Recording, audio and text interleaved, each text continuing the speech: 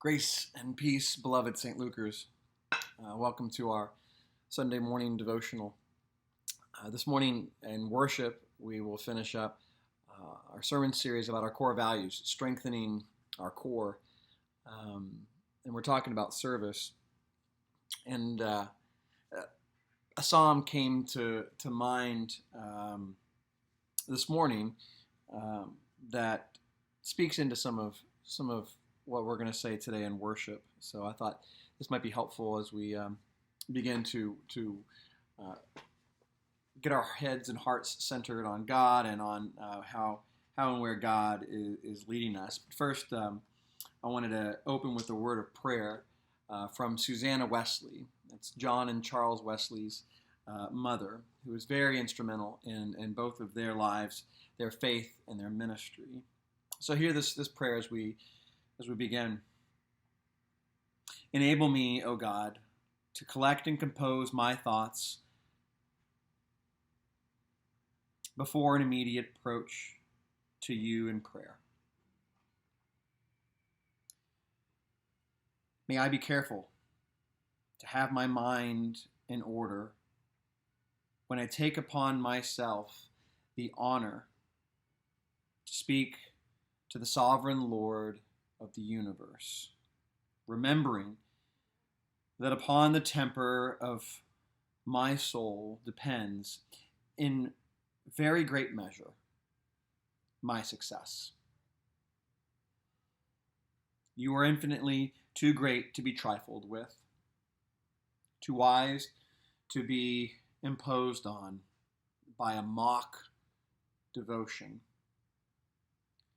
and abhor a sacrifice without a heart. Help me to entertain a habitual sense of your perfections as an admirable help against cold and formal performances. Save me from engaging in rash and precipitate prayers, and from abrupt breaking away to follow business or pleasure as though I had never prayed. Mrs. Wesley takes very seriously prayer, and in her prayer calls us to take it seriously as well. So with that, I want to share this psalm. Psalm 65. I'm going to share verse 4 and 5 with you. How happy is the one you choose to bring close, the one who lives in your courtyards. We are filled full by the goodness of your house, by the holiness of your temple.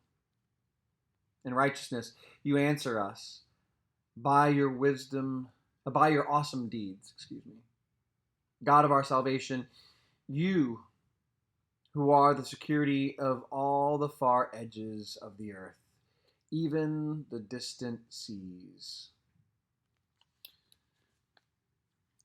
This morning, as we talk about service,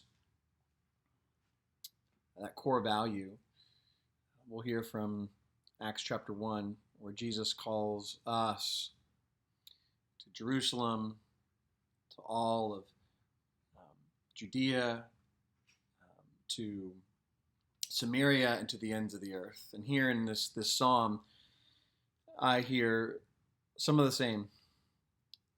The people in our courtyards, the people in our neighborhood, to bring those people in shelter and provide goodness for them. Goodness of your house, right? Holiness of your temple. And it seems to me that our home and our place of worship are one and the same.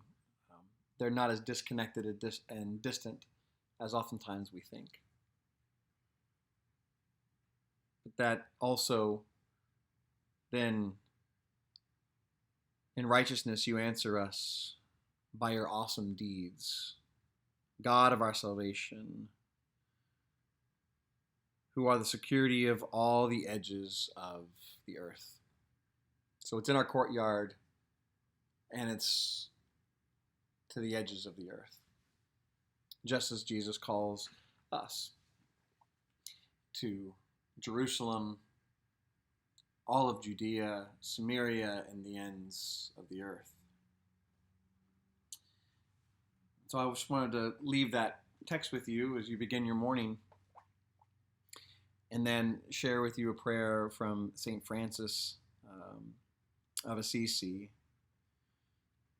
So hear this prayer. May the power of your love, Lord Christ, fiery and sweet, so absorb our hearts as to withdraw them from all that is under heaven.